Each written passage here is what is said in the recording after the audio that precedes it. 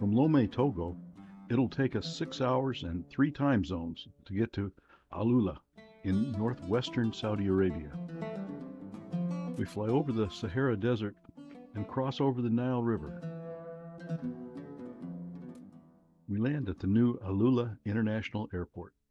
We check into Habitas, awed by the rock walls surrounding us. The property is 1 mile long, from reception at the mouth of the canyon to the restaurant at the end, so we take a golf cart to our villa, number 41. We drop our bags and head to the Tama restaurant by the pool for dinner. It's been a long day. This morning we're exploring Alula, which has been closed to visitors until just recently. Tradition says an early tribe living here fell to idol worship and was destroyed by God in an earthquake and bolts of lightning. The Quran says that such places must be avoided. Until recently, when it became part of an experiment in tourism. The first tourist visa to the kingdom was issued in 2019. This year, they're expecting 1 million visitors to Alula. Our first stop is Hegra, which became Saudi Arabia's first UNESCO World Heritage Site in 2008.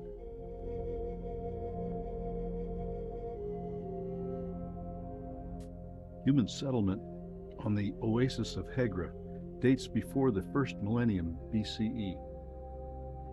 From the 2nd century BCE to the 2nd century in the current era, Hegra became a center of commerce with goods from north, east, and south converging in the area.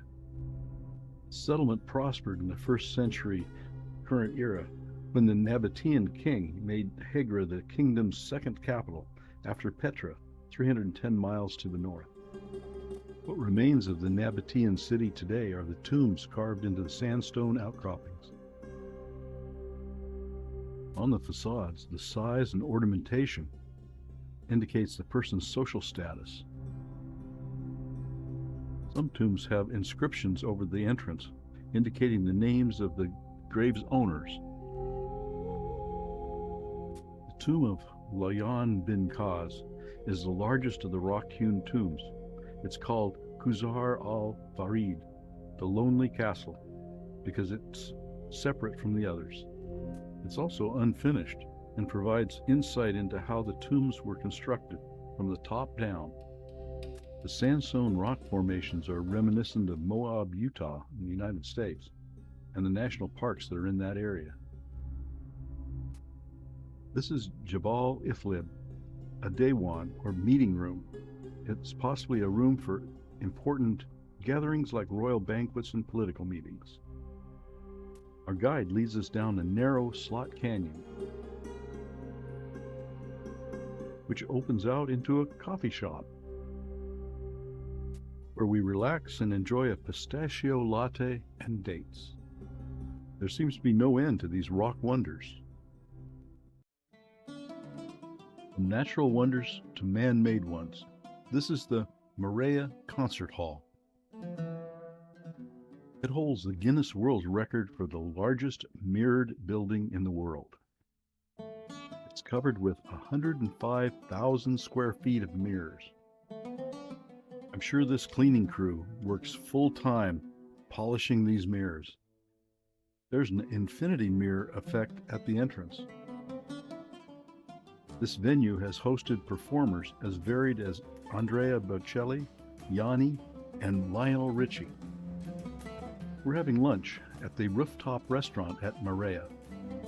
They say you eat with your eyes, and that's certainly true here.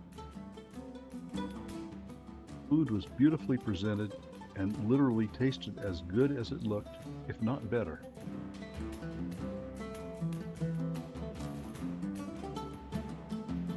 Our SUVs are waiting to take us on our afternoon adventures.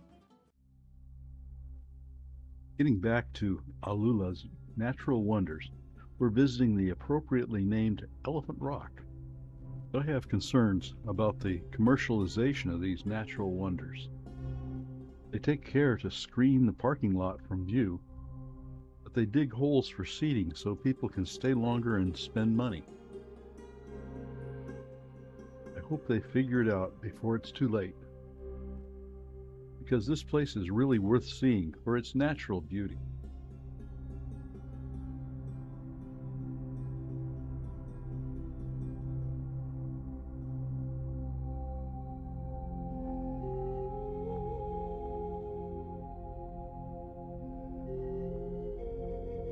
It's golden hour and the rocks start to glow. We're at the Hegra viewpoint. There's a cafe and some DJs blasting tunes. I try to ignore all that and focus on the view of the old town, the oasis, and the date farms below. The setting sun turns the sky golden due to all the sand in the air. I'm happy this morning. We're going back to nature at the Sharaan Nature Reserve. These camels aren't so happy. Their favorite grazing land's been fenced to keep them out. Our drivers are letting some air out of the tires for better traction on the sand. Now here's a surprise. The desert is blooming. Without camel and goats eating everything, all kinds of plants are thriving now.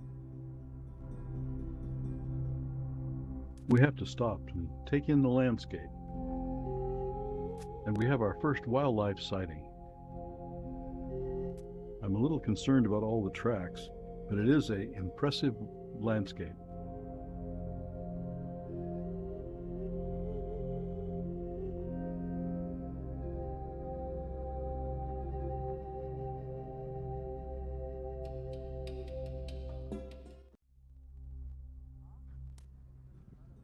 This is what the drivers live for. At least they're all following the same track.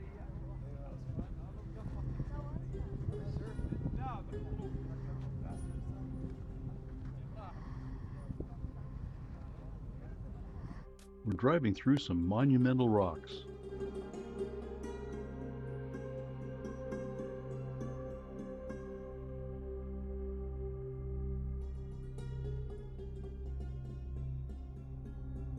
This is a traditional burial ground for Bedouin chiefs. 580 square miles have been set aside in this nature reserve.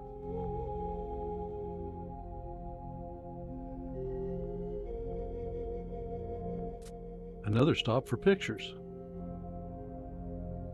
Saxaul is the common scrubby shrub that grows everywhere.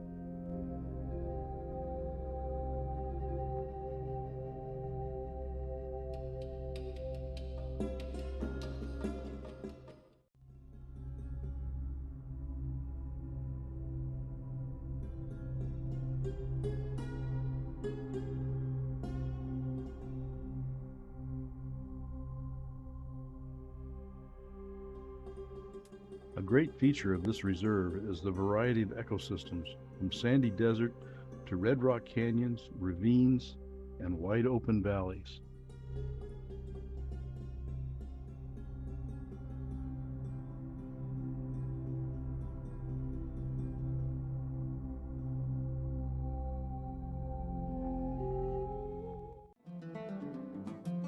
The morning went by fast. It's time for lunch at the date farm. We have an exuberant welcoming committee and a great buffet of local specialties and, of course, dates. We're going to use the afternoon to explore habitats with our cameras.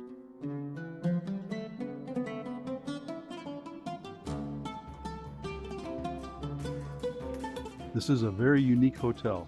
What more can I say?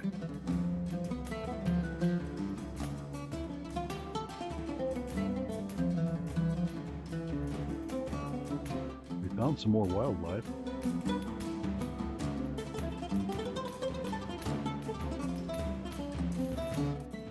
We decided we should see how many different angles we could get from this interesting art installation.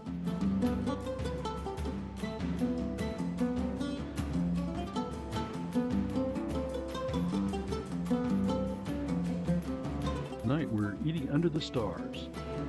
The all the aroma and the spices, and will cook under the ground. And it's a slow cooker. All this aroma going inside the meat. And I can show you now when we open the barrel. I will show you the tandoor, and you can see the smoke and the aroma coming from the protein. Please, Dean, can you open it? Slowly.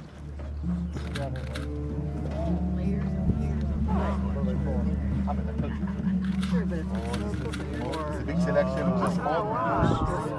The smoke is slow cooker. The aroma. Really. What kind of meat is it? Yeah. We have camel meat, we have lamb, we have rib eye, we have strip loin, we have breast chicken. It's a mix. We have 2 barrels. Wow. Okay. That's beautiful. Thank you and most welcome. Thank you. That was a dinner to remember, especially the smoke. I was inspired to try a little astrophotography.